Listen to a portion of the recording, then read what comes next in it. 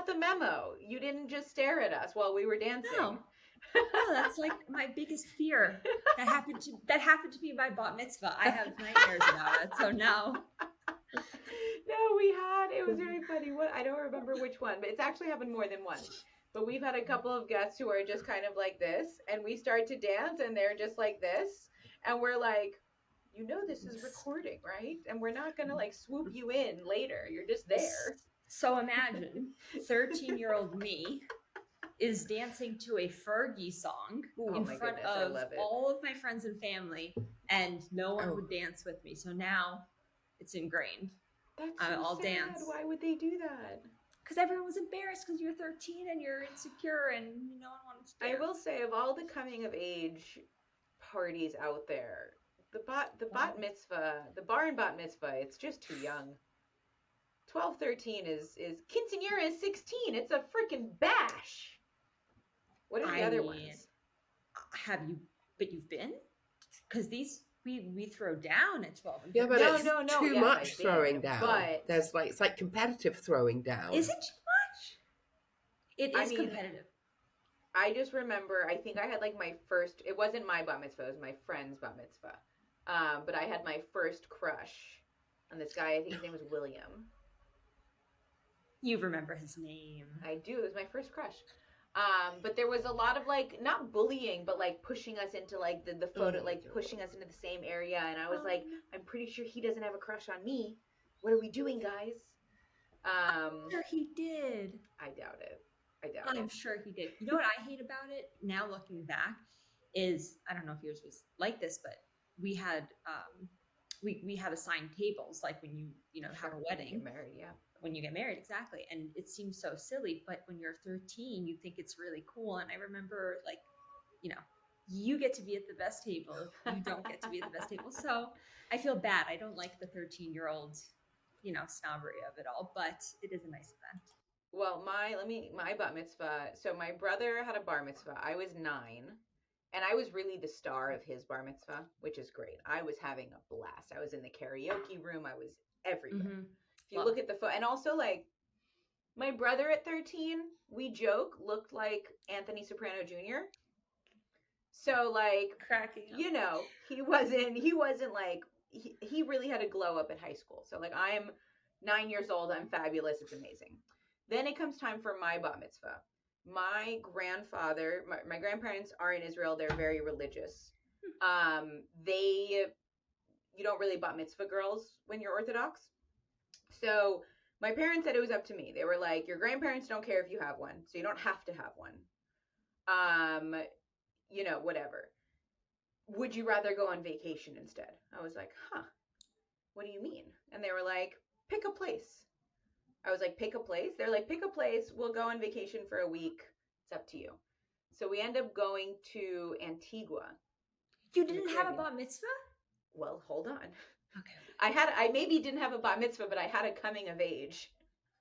Okay, let's hear it. So we're in Antigua. Antigua was also apparently where all of like the Brits went for their holiday. So while I didn't have a bat mitzvah party, I had my first drink. I remember it was a melon ball at the pool. There was like a kids disco. Like we were dancing. Awesome.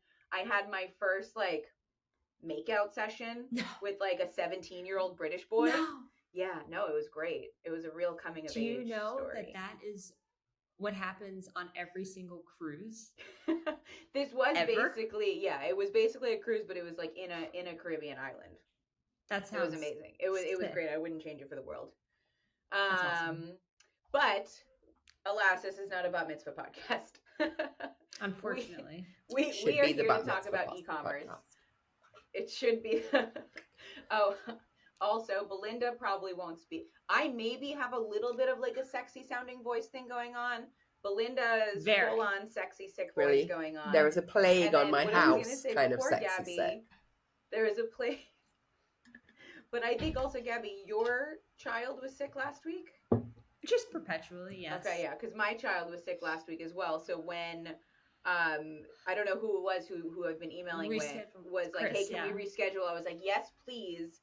because I haven't been able to work for 2 days and my child has 103.5-degree fever, but no other symptoms. I'm sorry. No. I do not understand parenthood. Like, they're sick all the time. Can we give them B12? For sure. Oh, for sure. Wait, you were saying zinc, B12, magnesium. All B12. right, and will this cure me? Will this cure me? Is this what we're saying? That will cure you. Just on the record, I'm not condoning any minors taking the magnesium at their bat and the mitzvahs, B12. right? But Belinda, if you provide me identification, I can authorize your use of the supplements. I do need to check age. But no, it's crazy. And then also, being a parent, how are you picking your children up at 3 o'clock every day? Yeah, I don't understand. Well, so my son is starting school next year. He's starting like a twos program, so not like kindergarten. But they do have post-school, so school goes until 4, and then they have 4 to 6 aftercare. I don't know who picks up their child at 3 o'clock. Oh, it's crazy. After school nannies. I mean, that's like stay-at-home moms. I don't know. Not a lot of people have after nannies. Okay, well, what do you do? They with your walk home by themselves. If you don't have aftercare. They get on the bus. A 5-year-old? No. A 5-year-old? I don't know. Maybe in Brazil. No, God, Brazil's even Brazil. You don't have sleepovers. You mad? There's no such a thing as a sleepover party in Brazil. I brought it to Brazil with my Western disgusting ways. You sleep over at someone else's house when you get married to them. That's when you sleep over. That's it. Finished. But even if it's like similar, like same gender, no, you're young. You stay in your house with your family. That's it. It's quite I will say puritanic. I did see something on Reddit, and I didn't understand this, but there was a whole discussion thread on Reddit about sleepover. Now I don't. Oh no, it was a TikTok. It was a TikTok video. I sent it to my husband because I was like, "Am I the weird one for not caring if Ori has a sleepover?" But apparently, it's like the parents' values have to align, and like, what if there's a porn magazine? And I'm like, who has porn magazines anymore? And it was like all of these things. Well, these days you've got to think about that. But in Brazil, it's just not. You stay at your house till it's time for you to get married, and then you leave your house. So you can't sleep at like a friend who's a girl's house. We do, because I brought my Western ways to Brazil, and I'm like, yeah, we're gonna have a pajama party, and they're like, no, but I have heard of some pretty crazy stories. I will say, I had no problems with sleepovers. I think they're a blast, but there are some pretty crazy things that happen at sleepovers. So I understand the Brazilians. And I think we should all be very careful. My niece, I know this is not the topic that we're discussing at hand, but my niece, 14, you would not believe the things that these kids are talking about on social media. But they're cleverer today, though, right? They're more informed. Like, I knew nothing. I knew nothing. I mean, like, also, who has porno mags? We couldn't even find porno mags when I was 14. Well, that's what I'm saying. I mean, when I'm thinking about my sleepovers, we were literally just like doing like hit me baby one more. We were just like slapping each other across the face. It was innocent. But that's the thing, is it was always innocent. It was. Now, yeah, I don't know. But it does mean should we that the whole sex motel industry is massive here. Because you stay at home with your parents for such a long time, the only place you go to, well, I suppose better than doing it on Makeout Hill, Lookout Point or whatever. What are you talking about right now? Like sleepovers and things like that. You don't leave your parents' home until you get married. Why? What is Makeout Hill? So where do you go to get with your boyfriend or girlfriend in America? On the hill? Their car. Okay, so you don't have that here, so you go to a motel here. That seems pretty expensive. They're specifically for getting together. So it's just like Correct. An hour long access to the room. Well, like like hookers use that. Yeah, these are pretty exciting ones. Are they nice motels, like romantic? There's Yes. roses. Yeah, the whole I can't thing. imagine The whole they are. thing. Yes. Oh my Yeah. god. Topic for another Oh. day. Google that. I Google don't it. know. It's like themed, like around the world. You know, Arabian, Okay, I will French. look up. Okay, you're calling them sex Brazil. motel Brazil. Wait, I should do this in an incognito window. Incognito. Sex for the motel Brazil. kids. Love motels All right. in Brazil. I mean, I Wow. do like that. You gotta spice it up. Traveldudes.com. When visiting Brazil, there's always my honest. You need a room Don't for love 1 or that. 2 or 3 hours. Enter love motels. Huh. So what I've heard It's like a that's become quite subscription. popular is For love. it is. I knew I'd get it. There's the No, segue. It's like a subscription service for love. Oh my god! So you don't need to bring protection. Everything's It's usually available. at no extra charge. You might find a kind of menu that offers sex toys, Yeah. gels, and other stuff to enhance Everything. the experience. It's all about the customer Correct. journey. It's all about making the experience so great that Correct. they come back. Pun intended. Okay. Ba-dum. Got that out of the way. Oh my goodness. Okay, wait. So let's talk about the customer journey and let's talk about subscriptions because we're halfway in and we haven't started. Gaby, can you tell us about how you started Smartrr, what you did before Smartrr, what Smartrr has been up to since I think we met in 2019? So long ago. Let's go. I know. Yeah. Oof. Oh man, where to begin? Grew up in New York. From an early age, I had exposure to the real estate industry. My mother was a broker and I was hustling. I was showing apartments night and day. I loved And you were in meeting New York people. City proper? In New York City proper. This is good Yes. to know. Okay. Yes. I live in Brooklyn and want to stay in Brooklyn with my child. I now live in Hoboken, as does Shannon. Shannon also lives in Jersey, and we get so much shit for Jersey. I respect your decision to live in Brooklyn. I have team members when I tell them people that work at Smartrr, when I tell them I live in Hoboken, they barf in my face. Okay, I mean, So- everyone needs to calm down about other people's decisions across Yes. the board. Thank Let you. people have their own decisions and opinions. I respect your decision to live in Hoboken. I bet your apartment or house is larger than mine. Let's go. Both are great. Move on. Yeah, Both let's are talk great. more. Nevertheless, I had the immense privilege of studying abroad in Tel Aviv, which changed my life. I stayed there Wow, for I a didn't know year. that. Yeah. It was supposed to be a 2 or 3 month semester abroad, and that was where I was exposed to, Startup Nation. I got to go to the Wix office, to the Facebook building. I worked at an incubator. It I'm changed literally my like life. in an Israeli accent being like, oh, you I work in tech. Yes. There was an Israeli accent that formed. I was yelling at people at the shuk. Like I would go just for the fun of negotiating the zatar. Now, how do you pricing. set up subscriptions from the shuk? That's what I want to figure out. Good Wi-Fi. That's the first issue.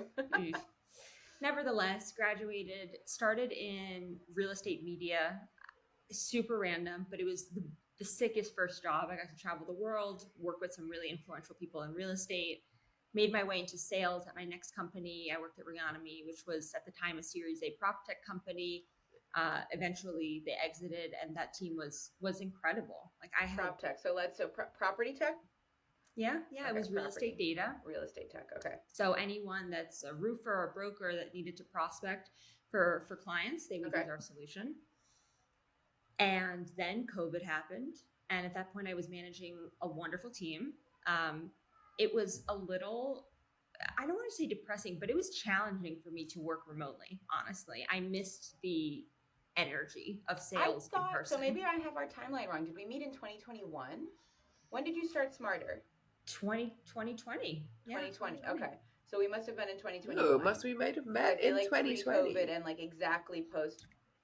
No, Yeah. I remember it was 2021, 2022. We had conversations. It's been a journey. We started the company. Work was a challenge for you. Okay. I didn't love it. Started working on other projects.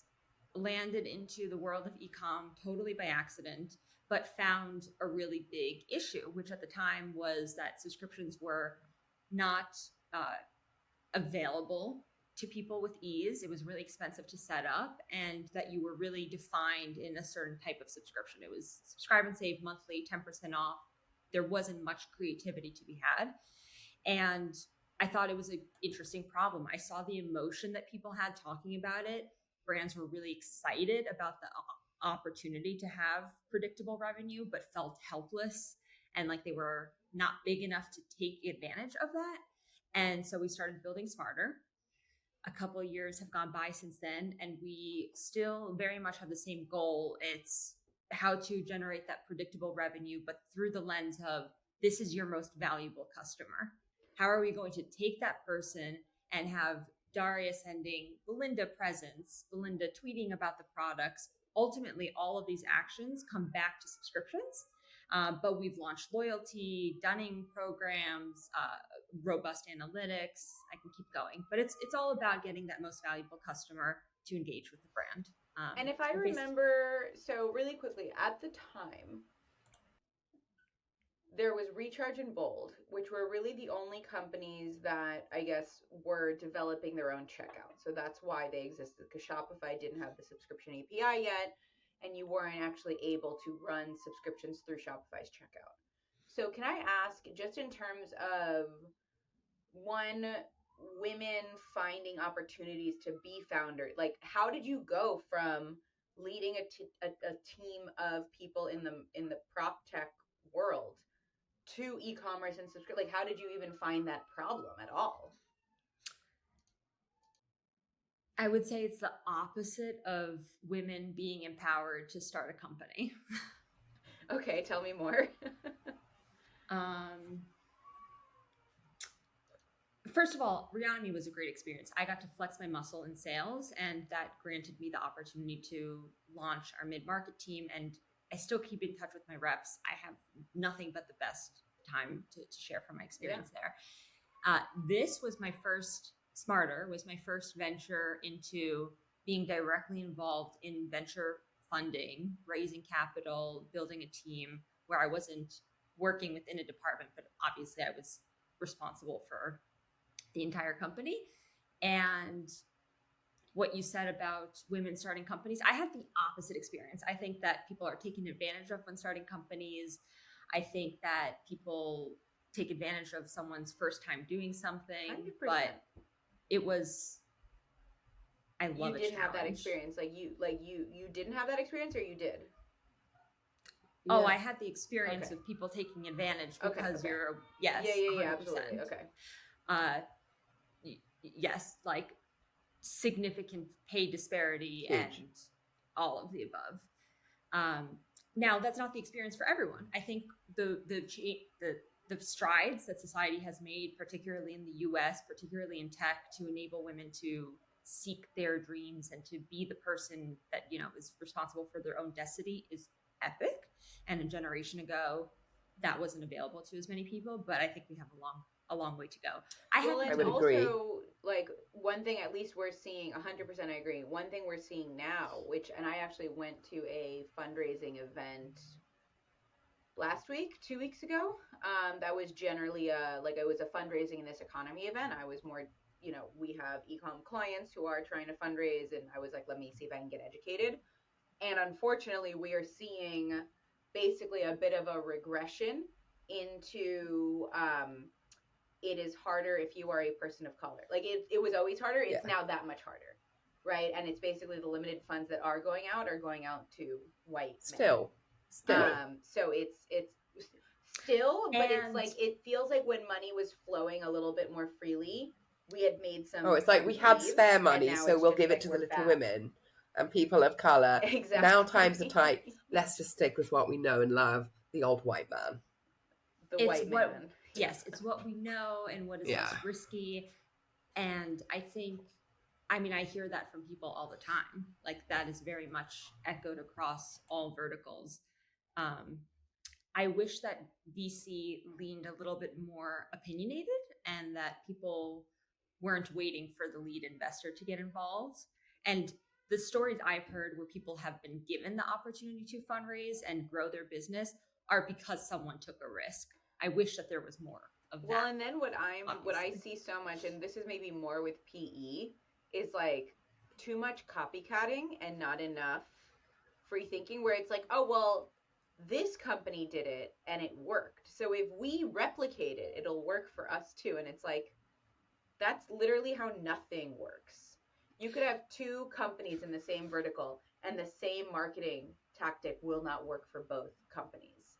So it's like, how about you use your brain a little bit more? So, on the note of women and people of color starting companies, I think one of the problems there is that for some reason, when a white man says something, people believe them. I cannot tell you how many times I have seen that play out, and I encourage people to hear both sides and to explore that there are other truths, and just be more open to hearing people that don't look or sound like you speak, because they are smart and they have things to share, and the unique experience that we all have is what culminates into a beauty of a startup or fixing something that's wrong with the world. So that's my piece there. I mean, I could talk forever just about, how when there's women leaders, anyway, empathy, we're actually solving problems. We've discussed it before. Like, we were on another podcast or something and saying it's just so great to see. Oh, when we were talking to Anne Thomas from Design Packs. Yes. Just saying it's so nice to speak to women founders who are not just figureheads, who are boots on the ground. Mm-hmm. Because a lot of time we are sold the myth of a woman founder who has everything. And we've all seen that, like Shonda Rhimes, if you see me succeeding in one area, I'm not succeeding in the other area, kind of part of my life. But meeting like people like you, Gaby, who are female founders, who are hands-on, not just trading off of the title of CEO. If I remember correctly, when you first started Smartrr, there were a lot of brand interviews involved, a lot of user interviews to actually figure out like what's missing in this world. Like, we know that you can do 10% off, 20% off, recurring, etc. But you were like, there's got to be more than that. So can you talk a little bit about that process, your involvement, how that shaped the company, etc.? I mean, I went into this so naively. I'm really grateful and I love the team and the product that we're building, but that doesn't mean that the origination was not naive in a lot of ways. And for me, the product research really snowballed. It was, frankly, a conversation I did as a favor for someone that mentioned existing subscription apps, and given my sales background, I was like, wait a minute, there's something there. And then it snowballed into more and more conversations. And I will say that the e-com community has been, at least to Smartrr, really gracious in making introductions. We're a good community. It's nice. It's nice. By the way, PropTech, the story that I will always tell is I was on a sales demo with a commercial real estate broker who was interested in our solution. And he said, hold on. I need to go to the stairwell. I don't want the people sitting next to me to know that I've uncovered this tool. It's competitive. Wow. And here we have sparkling water brands that are referring us other sparkling water brands, pet food companies that are referring us other pet food companies. I mean, it's really nice. So couldn't have done it without everyone that was involved early days. But yeah, it was just, we had to keep the conversation going because we knew that there was something there. I mean, I talk to Belinda about this all the time, but I actually have a dinner every other month with 5 other agency founders. And we have a Slack channel where we're talking about like, hey, how have you guys built like bundles when you have this many things? And it's like, oh, I'll be like, hey, like I have this problem with markets, and I'll like, literally I've had one of these founders write me the code snippet that I need to like fix my client's problem. And it's like, just be nice. Yeah, well, just share, because nice. we're all nice things will happen. Share. I'm teaching my son about sharing now. It's very important to share. I couldn't agree more. I've learned that lesson so many times. Even if you are the master of something, let's say you are the best agency at writing code for bundles, like you just said, it never hurts to share, because guess what? If you're truly the best, you will still be the best. 100%. You might help someone become the second best, but you will still rise to the top, and that's okay. And life is short. Like, it's no secret that the subscription space can be very nasty at times, and that has been definitely one of the bigger challenges of this adventure, and has definitely reinforced, teach everyone to be kind. Their kids should be kind. We should share toys, and hopefully the next generation will be nicer as a result. Well, and I think there's also like everyone and every app has some sort of, ideal customer, some sort of feature set. And I don't know, I do remember with Smartrr, and something that was unique to you guys originally was gifting. That was huge. Yes. And that you can basically get, because it's like, the status quo at the time was if you wanted to gift someone a subscription, you just had to buy a subscription and remember to cancel it.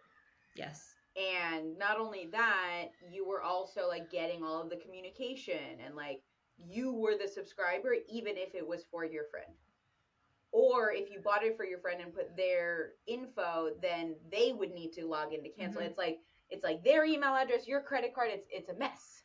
Or I guess you could buy them a gift card and then they could get a subscription. But it's like, hey, don't make me do work when I'm buying a gift, when I'm getting a gift, right? It's like, take my money. And you guys were certainly the first. You might still be the only giftable subscription product, which I still don't understand how or why. Can you talk a little bit about that feature set and how that came about, how that if that has crafted kind of a specific customer base for you? Anything like that? Yeah, I mean, it's a great question. And thank you for acknowledging.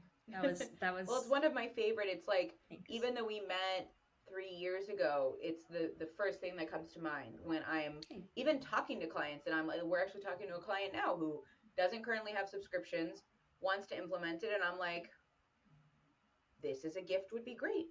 It's alcohol. And it's like, oh, how about you give someone 3 months of wine? That's interesting. Instead of one wine bottle, 3 months of a slightly cheaper wine bottle. Sounds nice. So for me, I don't like to overcomplicate. I think when you're building a rocket ship, like an actual rocket ship, not like the startup slang for a successful company, but like an actual rocket ship, or, you're, just to be clear, or you're a brain surgeon. I'm not trying to oversimplify that by any means, but when you're building an app, when you're building a platform, when you're building a tech tool that is used for generating business, I think it's often overcomplicated. So when we went into this, it was, as a consumer, what do I want? If I have my favorite brand, I want my best friend to try it. Why is that not possible? And that's basically how we think about everything that we build, like what makes sense. And now we have the technology that allows us to actually measure that. So what is human behavior? Just because I'm doing it one way does not mean that the two of you would take the same action. So we measure and test those things, but it's all based on this very, very simple concept of like, what will get people to do certain actions? In this case, it was, how do we get people to share their favorite brands and spend more money with the brand? So gifting made a lot of sense. Yeah. Yeah, a ton of sense. And I feel like, I don't know, but I do think it kind of spans industries. I do think, I wonder, I'd be interested in like your industry breakdown, because I feel like that's huge for like the either new like marriage space and or baby space, where it's marriage like space. No, the marriage space. Like wine. Like a new couple, yeah, like maybe it's like as a wedding gift, you're giving someone a subscription for X months to a product, or for maybe the hotel in Brazil. Full circle. Oh God. Well, I think once you get married, you're allowed to have sex in your own home. Well, then you got kids. But I could be wrong. Then you got kids. So, then you have kids and you need to go back to the hotel, the love hotel. Take a little break. Recurring. Well, exactly. I like the hand subscription. Sex. Look, hear me out. I'm thinking. Did we just start another company, guys? Did we just do it? I think so. Yeah. Memberships to love hotels. I have a lot of ideas there, but I've got a lot of ideas as well, and this is how great ideas are born. Well, that's also actually another question for you. Can you do digital subscriptions? Like, does Smartrr do memberships? I do have the question, what about sex made you think of the digital subscription? Oh, OnlyFans. What? No, that's what I thought. Sorry, Daria, let me not. When I was thinking, so what it was for me was memberships to the sex hotel. Got it. And then it was memberships in general. Cool. Good question. And yes, I wish I could say we're the #1 sex motel subscription provider, but that's my goal. That's kind of that's the reach dream. That's 5 years from now. That's the reach dream. But yeah, I mean, we have a gaming companies, health companies, think of a wellness watch where the watch is a one-time purchase, but access to the data that it collects and the analysis of your sleep patterns and your eating habits are measured. Absolutely. Yeah. Magazine companies, newsletters that are trying to monetize for sure. Interesting. And you can also have a combination, which I think is honestly really underutilized. So the idea that, let's say you have a monthly wine box, just to go back to that earlier idea, that wine box can be accompanied by a complementary digital component that can be really inexpensive to produce. When you're talking a wine subscription box, I mean, there's a lot there. You pay for the materials, you pay for the wine itself, obviously, you have to pay for the heavy weight of the package. But if you can provide digital access to, maybe it's an online tasting of the wines of that month, or even a booklet of like the history of that wine, anything that brings you back as a consumer, back to the brand, whether it's the website or a portal or an app, is always a win. So 100%. It's if you can, if it makes sense for your business, it's definitely a good idea to explore. Well, and something we have clients exploring now too is basically like just gated content that goes with a membership. So you get something physical, you also get something digital, you're interacting with the brand, you're interacting with the community, etc. Is there anything else, because we try and keep these around 30-ish minutes.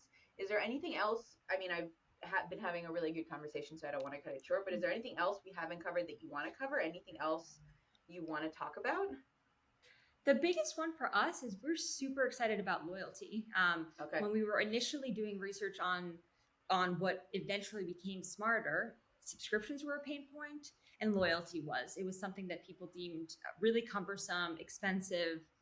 We ended up doing subscriptions to begin because, and I still believe it was the right decision, billing is core to someone's business. It's hard to remove. You need it to operate well. So that's where we invested the majority of our time as a company.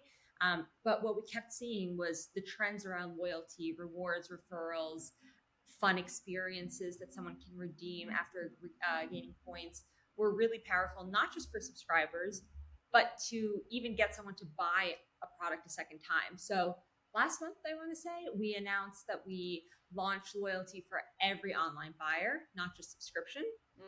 We're the only platform that has both loyalty and subscription, and we have account portals and loyalty functionality for Daria who subscribes, but also Daria who bought something one time and maybe becomes a subscriber or maybe just is a repeat buyer. So that's been a really exciting new feature for our brands. That's awesome. And can you tell me a little bit about, with your subscription product, you had, the gifting subscriptions, you have build-a-box subscriptions, which are tough. Can you tell me about your loyalty program? Like, how is it structured? What do you find special about it? Obviously, subscribers and non-subscribers is huge. Anything else that is awesome about your loyalty program? I think a lot of things are awesome, and you're telling me I got to shut up, so I'll be quick. Again, going back to not overcomplicating, that's the big thing. I think when products try to be standalone, sometimes teams overcomplicate because they're trying to fill up the space, right? Yeah. They're trying to charge $1,000 a month, so they need enough stuff. And what I've heard from so many countless brands at this point is they took months, 6 months, a year to set up a loyalty program. I just don't think it's necessary for 99% of brands. Prove me wrong. Yeah. Show me a brand that needs that kind of intense program, sure. But when you look at the legends, Starbucks, Sephora, the players that defined a good loyalty program, what they do is Sephora's simple. loyalty program is still the best. Sephora VIB is the best that there is. Yeah. Yeah. And we have a lot of that same component. So free birthday gifts, anniversary gifts for being a subscriber for X time, surprise and delight. Sephora allows you to select samples of products. So I don't We do know. too. I actually don't know if this is still what Sephora does, because I have unfortunately started buying from like directly from like Kosas and stuff. So I'm not as much of like a beauty perk member, whatever as they call it. But the loyalty program I remember from them, which I still think is the best, and to start out, I am often bothered by loyalty programs because it is like I spend money, I get points, and then it's the stuff I can like redeem it for is often like I was in the Biossance loyalty program. I used them for maybe 6 months or so, and I was a loyalty perk and I was redeeming for stuff, and then I just got bored. I was like, well, how much like squalane cleanser do I need? Whereas the Sephora one, it was like you get points and there were tiers. And it was like 100 points gets you these three things. 500 points gets you like these things, and it's like full size and it's brand name and it's cool stuff. And I think what's interesting about Sephora versus a lot of direct to consumer brands is like, I think what made Sephora interesting, and this is more just product assortment, is that because they're a marketplace, you were able to, Belinda, you have to refresh the page for some reason. It's not recording you right now. I just got a big notification. So because Sephora is a marketplace, I think they have the benefit of having a lot of brands that make you excited. What I think is the problem with an internal loyalty program is like what I said before. It's like, well, how many of these cleansers or how many of like your products do I need? I don't know that I have a solution to that besides them buying wholesale, maybe like Shopify Collective, and like them buying more interesting things from other places. I just think the loyalty product concept of I don't know. There's something to me that is sometimes a little boring about the points for purchase and points for purchase of our own product. So I don't know if you have any thoughts there. A ton. I'll be quick. Some ones that I would recommend. Again, it depends on how many SKUs you have, what type of product you're selling. It matters if this is a marketplace, to your point, on Sephora or not. But quick wins, I think, that a D2C brand selling on Shopify can have. One is samples. So, for example, a cologne company that doesn't have luck with the traditional subscription because people don't need a different cologne, the same cologne every month.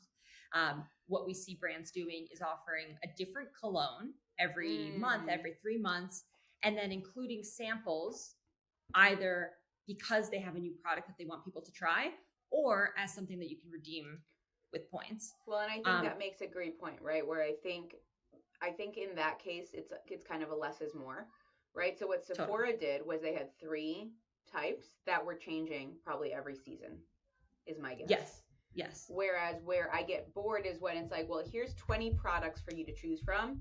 These are just 20 products. They're always going to be there. And I'm like, well, I already have too many of these. So it's like, I think the key there is when you're doing loyalty, especially when you're doing loyalty for a free gift, which I do think to me is the most exciting thing. Swag. For some reason, there's something not that exciting to me, and I'm probably in the minority here of just getting a discount on my next order.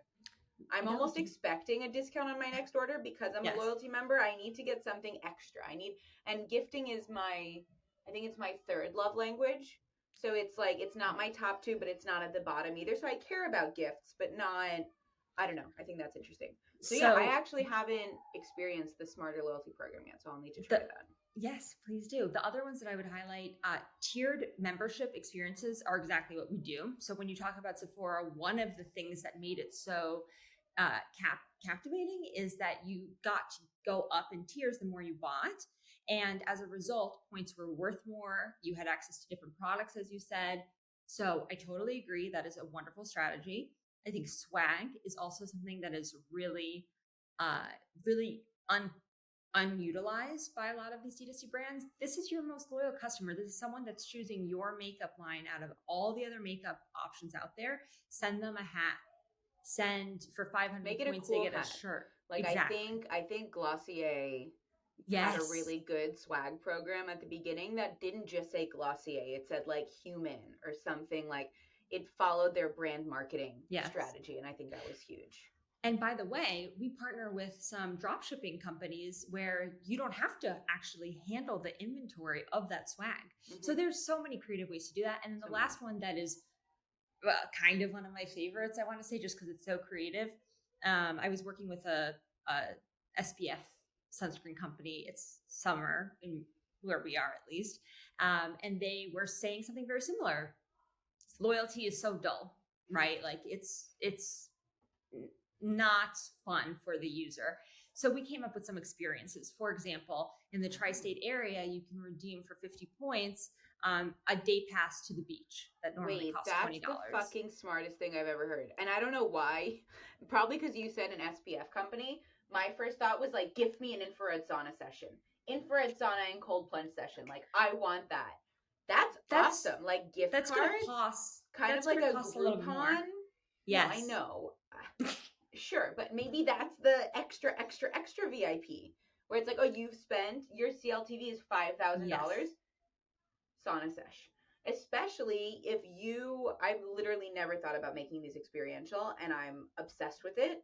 And I think that's so smart. And I now need to build that app. We have it. Don't build it. But you have the experiential side? Like, how does that work? How does that work? Yes. We don't have enough time. It's okay. Like any other we can product. Talk later. I have to look into it.